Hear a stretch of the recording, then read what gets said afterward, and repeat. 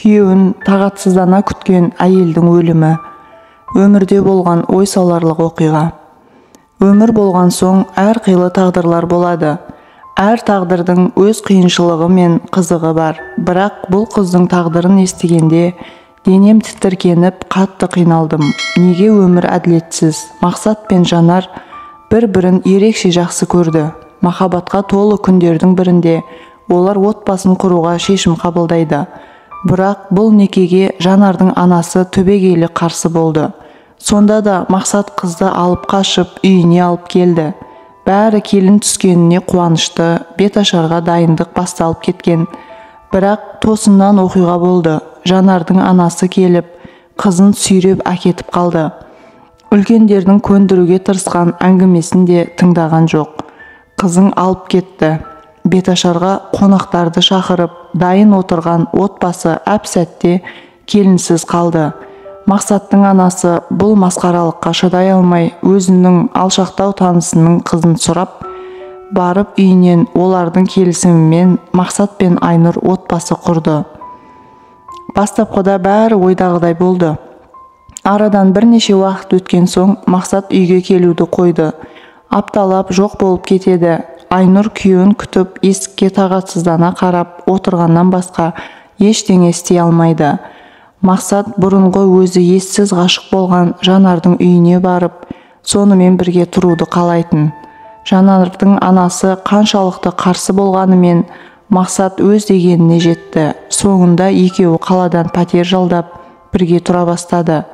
Айнұр бүгін келеді, ертең келеді деп күйеуін күтіп, ата-енесінің жағдайларын жасап, үйде отыра берді. Бұл күндер осылай жалғаса берді. Мақсат тек анда-санда ата-анасын көруге келіп кетеді. Өзгелердің айтқан сөзін тыңдаудан қалған Мақсатқа Айнұрдың жүкті екені де қызық емес болып қалды. Жүктілік уақытын тек жылап, сағына күтумен өткізген Айнұр баланы белгіленген уақытынан бұрын босанып қалды. Періштедей пәк кішкентай қыздың ешқандай жазығы жоқ.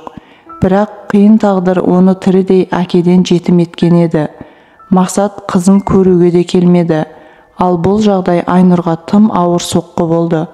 Баласы туылса, ол қайтып оралады деп үміттеніп жүрген Айнұрдың үміті су сепкендей басылып, ол тіптен өмірден баз кешіп, қайғыға беріліп кетті.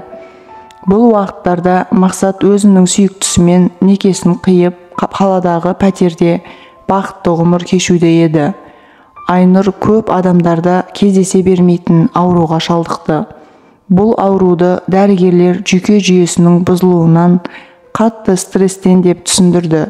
Расымен де бақытты боламын деп қуана тұрмысқа шыққан Айнұр өмірдің қатаң сынына тап болды.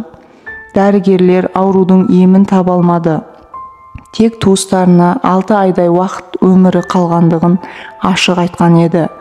Айнұр күйеуіне деген ренішін ұмытып, енді бар арманы кішкентай қызын тәрбиелеп, соның қызығын көру еді. Бірақ қатал өмір оның бұл арманында көп көрді. Дәрігерлер белгіленген уақыттан соң Айнұр көп ұзамай көз жұмды. Артында қалған кішкентай қызы жетім атанып, анасын іздеумен әркез жылап отырды. Ал Мақсат өзінің сүйікті жары Жанармен бақытты ғұмыр кешуде. Бұл әділетсіз тағдырға кім кінәлі? Некеленген әйелін ұмытып, махаббатқа мас болған Мақсат па?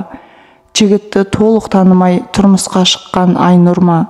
Жоқ әлде қызына ақ батасын бермеген Жанардың анасы ма? Бұл сұрақтардың жауабын ешкім білмейді. Тек әділетсіз өмірді кінәлай алмаймыз.